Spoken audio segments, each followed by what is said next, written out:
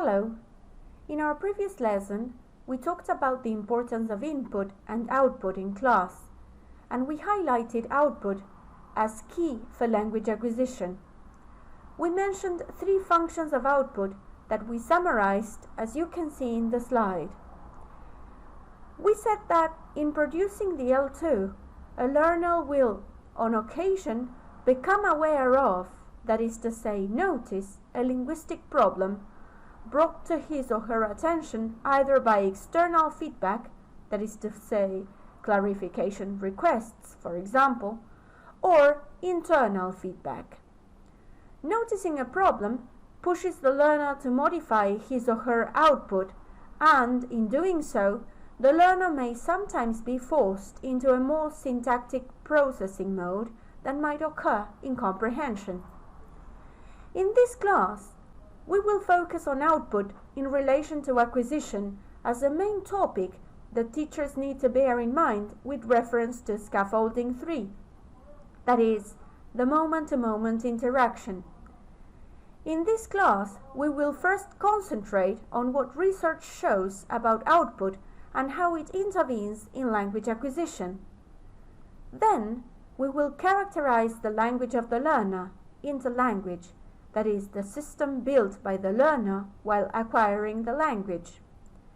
Then, we will analyze the strategies for language acquisition that are put into play when learning, and we will conclude by analyzing the type of errors that students produce and how teachers develop correction strategies as an important part of scaffolding 3. Let me begin by reporting a very important research carried out by Nobuyoshi and Ellis in 1993, who show in a case study that pushing learners to improve the accuracy of their production results not only in immediate improved performance, but also in gains in accuracy over time. It is here important to note that when authors talk about accuracy gains, they are referring to 2 distinct meanings in terms of language acquisition.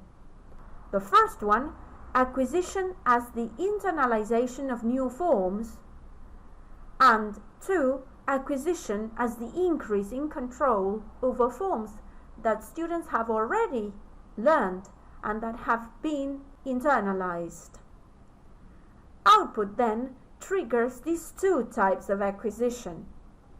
Another very important research conducted by Práctica and others in 1989 suggests that in modifying their output, learners may also be engaged in acquisition as the internalization of new forms. In modifying their output, the authors argue, learners test hypotheses about the second language, experiment with new structures and forms, and expand and exploit their interlanguage resources in creative ways. In other words, one might consider that the modified or reprocessed output represents the leading edge of the learner's interlanguage. Let us listen to a young child who is 9 years old interacting with a teacher with his limited linguistic resources, the ones that he has learned at school. In what ways is he experimenting with new structures and forms, and in what ways is he reprocessing language? How does he increase control over linguistic items, the ones that he has already learned? Tell me, what's your favorite sport? My favorite sport is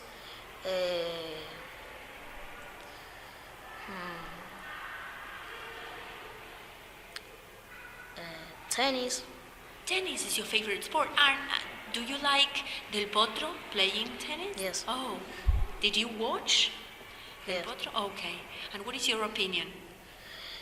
It is very good because it's win the silver. What do you say, medalla? Medal. the silver medal, and it is it,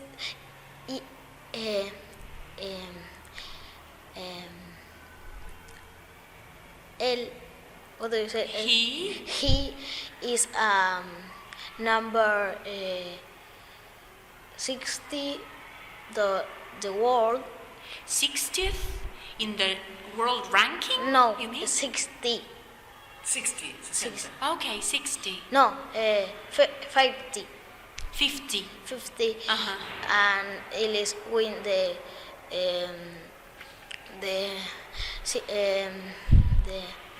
what do you say, medalla? Medal. The medal of silver, and he's win Nadal. Uh-huh. He's the number 4 the world ranking world, and she is win in the first match is win the Djokovic. He's the one of the world. Oh, so he can beat number 1, number 2, number 3 No. in the world ranking. He can beat very good players when Yes. he plays tennis. Oh. He's defeat with Murray because he's very what do you say, cansado? Tired. Very tired because he's win the war and won the war. He is all your he energy of this match. Okay. Thank you very much. What the student does in this interaction, in which he pushes his language further, is what Tyrone refers to when he says that a learner's use of communication strategies can function to stretch an interlanguage system beyond its current limits, resulting in free variation as the learner tests new hypotheses in the search for an appropriate word or structure. We can see how the student experiments with new structures and forms and expands and exploits his interlanguage resources in creative ways.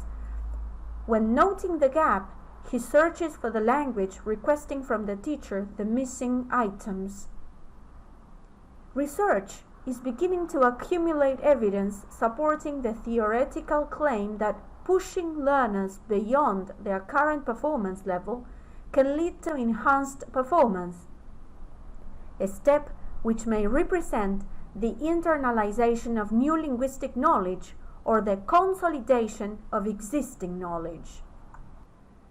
Swarm suggests that perhaps one function of output in second language learning might be to force the learner to move from the semantic processing prevalent in comprehension to the syntactic processing needed for production.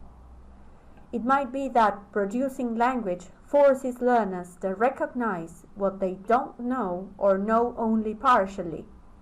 This may trigger an analysis of incoming data, that is, a syntactic analysis of input, or it may trigger an analysis of existing internal linguistic resources leading to improved production.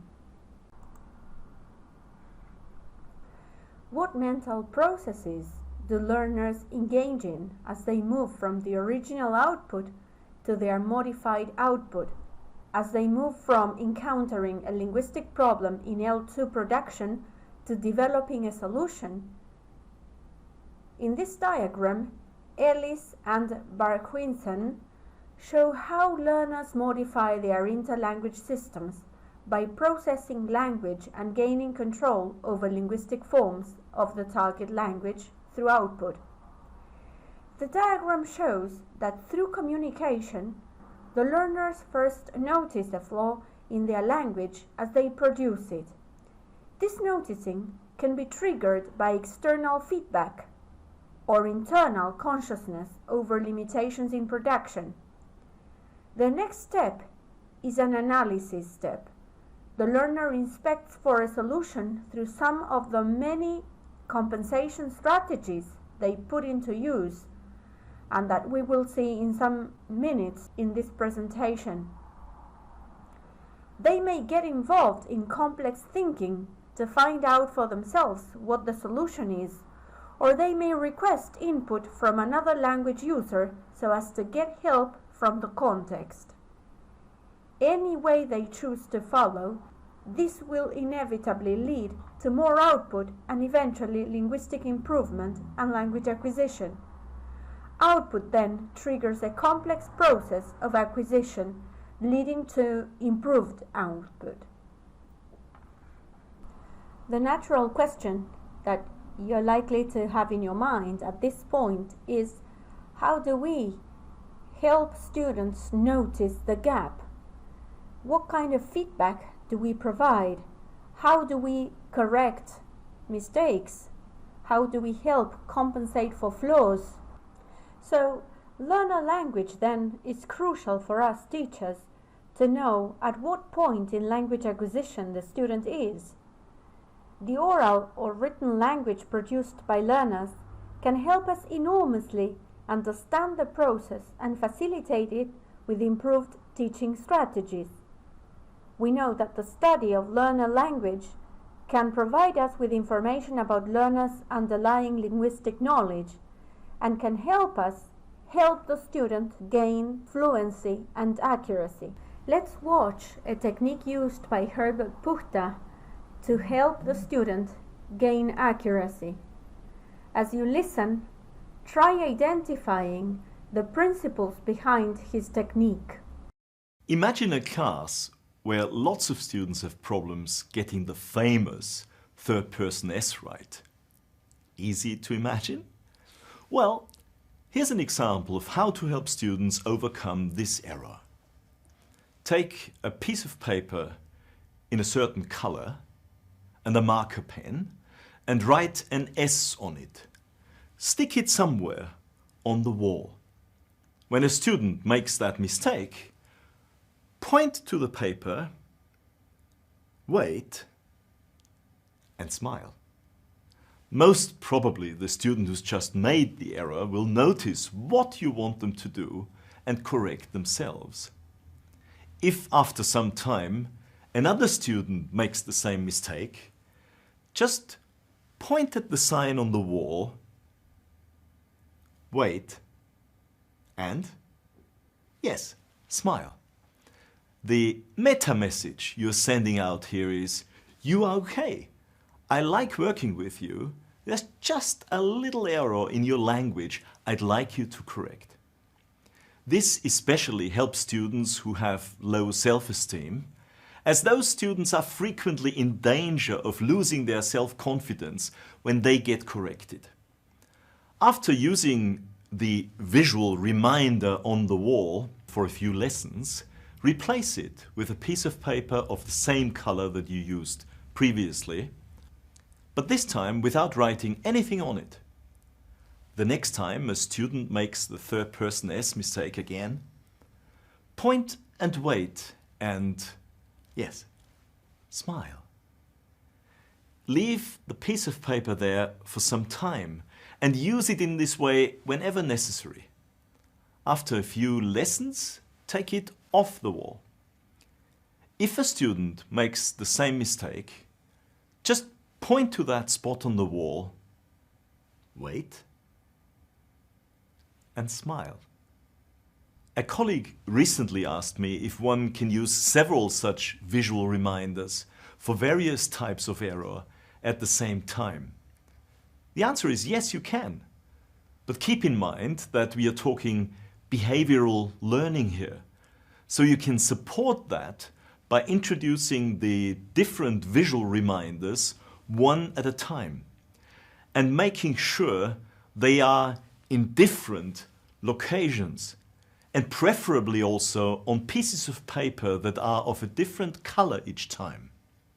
Otherwise, what we get is confusion, and that's certainly not what we want.